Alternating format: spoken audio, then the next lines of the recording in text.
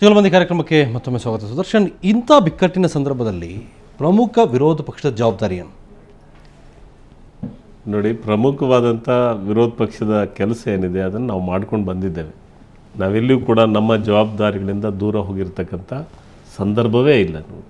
ಯಾವ ಸಂದರ್ಭದಲ್ಲಿ ಏನನ್ನು ಹೇಳಬೇಕಾಗಿದೆ, ಎಲ್ಲಿ ಪ್ರಶ್ನೆ ಮಾಡಬೇಕಾಗಿದೆ, ಎಲ್ಲಿ ಕಾರ್ಯಕ್ರಮಗಳನ್ನು ಹಾಕ್ಕೊಳ್ಬೇಕಾಗಿದೆ, ಅದನ್ನು ನಾವು ಮಾಡಿಕೊಂಡೇ ಬಂದಿದ್ದೀವಿ. ಅದನ್ನು ಕೂಡ ಅದರಿಂದ ಇವರು ಮಾಡ್ತಕ್ಕಂಥ ಎಲ್ಲ ಬೇಜವಾಬ್ದಾರಿತನಗಳು ಕೂಡ ಜನಗಳು ಕೂಡ ನೋಡಬೇಕಾಗುತ್ತೆ. ಈಗ ಅದನ್ನೇ ನಾನು ಪ್ರಾರಂಭದಲ್ಲಿ ಹೇಳಿದ್ದು, ನಾವು 3 ವರ್ಷ ನಾವೇನು ಮಾತಾಡ್ಕೊಂಡು ಬಂದ್ವಿ, ಮಾತಾಡ್ಕೊಂಡು ಬಂದಂಥ ಎಲ್ಲ ಸಂದರ್ಭದಲ್ಲೂ ಕೂಡ ಇದೊಂದು ಕೇವಲ ರಾಜಕಾರಣದ ಟೀಕೆಗಳನ್ನು ಅಷ್ಟೇ ಇವರು ಮಾಡ್ತಾ ಇದ್ದಾರೆ, ಇದರಲ್ಲಿ ಸದುದ್ದೇಶಗಳು ಇದಾವ ಅಂತಕ್ಕಂಥ ಮಾತನ್ನೇ ಕೇಳ್ಕೊಂಡು ಬಂದ್ರು. ಇವತ್ತು ಈಗ ನೋಡಿ, ರಾಷ್ಟ್ರಪತಿ ಆಡಳಿತವನ್ನು ರಾಜ್ಯಪಾಲರು ಕಳಿಸ್ಕೊಟ್ಟಿದ್ರು. ಇಂಥ ದುಸ್ಥಿತಿ ತಪ್ತಾ ಇತ್ತಲ್ಲ. ಇಂಥ ದುಸ್ಥಿತಿಗಳು ಇನ್ನೂ ಕೂಡ ನಿಜವಾಗ್ಲೂ ಕೂಡ ಎಂಥ ಸ್ಥಿತಿ ಇವರು ತಲುಪಿದ್ದಾರೆ. ಇವತ್ತು ಕೂಡ ನಾವೇನು ಒತ್ತಾಯ ಮಾಡ್ತೀವಿ ಅಂತ ಹೇಳಿದ್ರೆ, ರಾಜ್ಯಪಾಲರು ಕೂಡಲೇ ಮಧ್ಯಪ್ರವೇಶ ಮಾಡಬೇಕು, ಡಿಸ್ಮಿಸ್ ಮಾಡಬೇಕು ಇವರನ್ನು.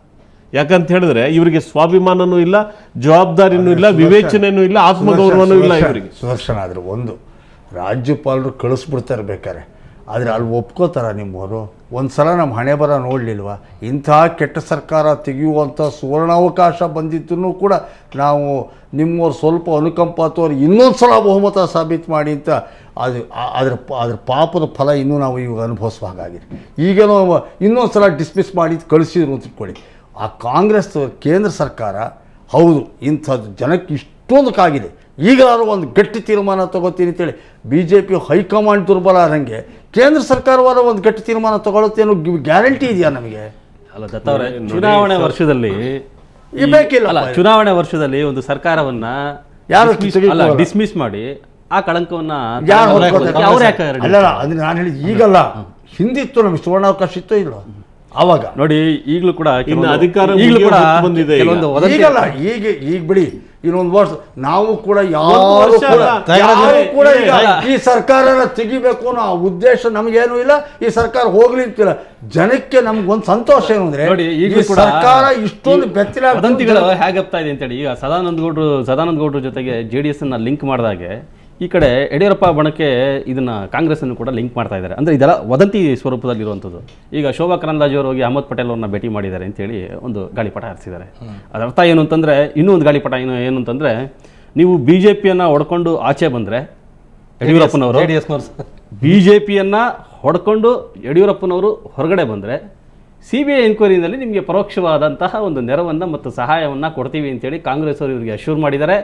ಹೀಗಾಗಿ ಈ ಎಲ್ಲ ನಡೀತಾ ಇದೆ ಅಂತೇಳಿ ವದಂತಿಗಳು. ನಾಗರಾಜ್ ಅವರೇ, ನಾ ಏನು ಹೇಳ್ತೇನೆ ನೋಡಿ, ನಮ್ಮ ರಾಜಕಾರಣದ ಚಪಲಕ್ಕೋಸ್ಕರ ಒಂದು CBI ಅಂತ ಸಂಸ್ಥೆ ಬಗ್ಗೆ ಬಹಳ ಹಗುರವಾಗಿ ಮಾತಾಡ್ತಾನೆ ನಾವೆಲ್ಲ ಹೋಗ್ತಾ ಇದ್ದೀವಿ. ನಾವೆಲ್ಲ ಕೂಡ NDA ಸರ್ಕಾರ ನಡೆಸುವಂಥ ಸಂದರ್ಭದಲ್ಲೂ ಕೂಡ ಅದೇ CBI ಇದ್ದಿದ್ದು. ದೇವೇಗೌಡರು ಪ್ರಧಾನಮಂತ್ರಿಗಳಾಗಿ ಕೆಲಸ ಮಾಡುವಂಥ ಸಂದರ್ಭದಲ್ಲೂ ಕೂಡ ಅದೇ CBI ಇದ್ದಿದ್ದು. ಇವತ್ತು ಕಾಂಗ್ರೆಸ್ ಅಧಿಕಾರ ಮಾಡ್ತಾ ಇರುವಂಥ ಸಂದರ್ಭದಲ್ಲಿ, UPA ಸರ್ಕಾರ ಮಾಡ್ತಾ ಇರುವಂಥ ಸಂದರ್ಭದಲ್ಲೂ ಕೂಡ CBI ಇದೆ. CBIಗೆ ಕೆಲವು ಕ್ವಾಲಿಟೀಸ್ ಇದ್ದಾವೆ, ಕೆಲವು ಜವಾಬ್ದಾರಿಗಳು, ಕೆಲವು ಹಕ್ಕುಗಳನ್ನು ಕೊಟ್ಟಿದ್ದಾರೆ, ಜವಾಬ್ದಾರಿಗಳನ್ನು ಕೊಟ್ಟಿದ್ದಾರೆ. ಮತ್ತು ಅದಕ್ಕಾಗಿಯೇ ವಿಶೇಷವಾದಂಥ ರೀತಿಯಲ್ಲಿ ಆಫೀಸರ್ಸನ್ನು ಕೂಡ ಟ್ರೈನ್ ಮಾಡ್ತಾರೆ. ಸೊ ನಾವು ನಮ್ಮ ಚಪ್ಪಲುಗಳಿಗೋಸ್ಕರ ಆ ಎಲ್ಲ ಸಂಸ್ಥೆಗಳ ಬಗ್ಗೆ ಬಹಳ ಹಗುರವಾಗಿ ಮಾತಾಡ್ತಾ ತರ್ತಿರೋರು ಯಾರು ಗೊತ್ತಾ ಸರ್? ನಾವ್ಯಾರು ಅಲ್ಲ, ಅವರುಗಳು ಅವರವರ ಸ್ವಾರ್ಥಕ್ಕೆ ತಗೊಂಡ್ಬರ್ತಾರೆ.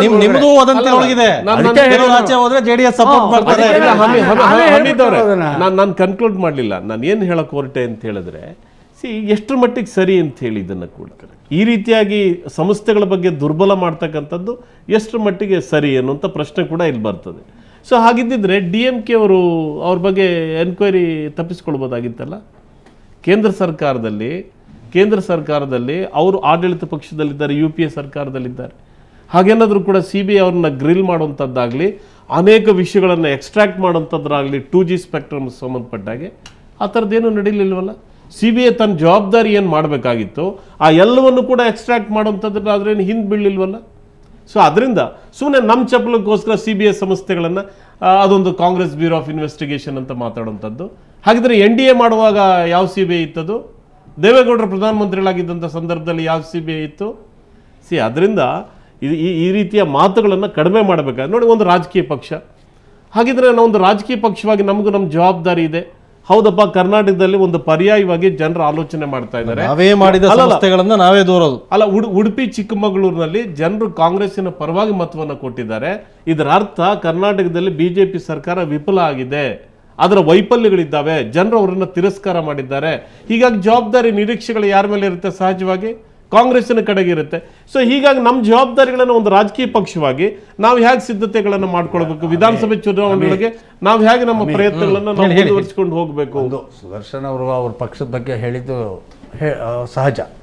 ಆದರೆ ನಾನು ಹೇಳೋದು, ಇವತ್ತು BJP ಒಳಗಡೆಯಲ್ಲಿ ಇಷ್ಟೊಂದು ಭ್ರಷ್ಟಾಚಾರದ ಪ್ರಕರಣಗಳನ್ನು ಬಯಲಿಗೆಳೆಯುವಂಥ ಸಂದರ್ಭದಲ್ಲಿ ಒಂದು ನೀವು ಕೇಳಿದಿರಿ, ನೀವು ಪ್ರತಿಪಕ್ಷವಾಗಿ ಏನು ಮಾಡಿದ್ದೀರಿ ಅಂತೇಳಿ.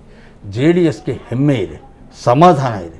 ನಾವು ಹಾಗೆ ನೋಡಿದರೆ ಇವತ್ತು ಇಷ್ಟೆಲ್ಲದನ್ನು ಕೂಡ ಬಯಲಿಗೆಳೆದಂಥದ್ರೊಳಗಡೆ ನಾವು ಬಹಳ ಪ್ರಧಾನ ಪಾತ್ರಧಾರಿ. ಮೈನಿಂಗ್ ವಿಚಾರದಲ್ಲಿ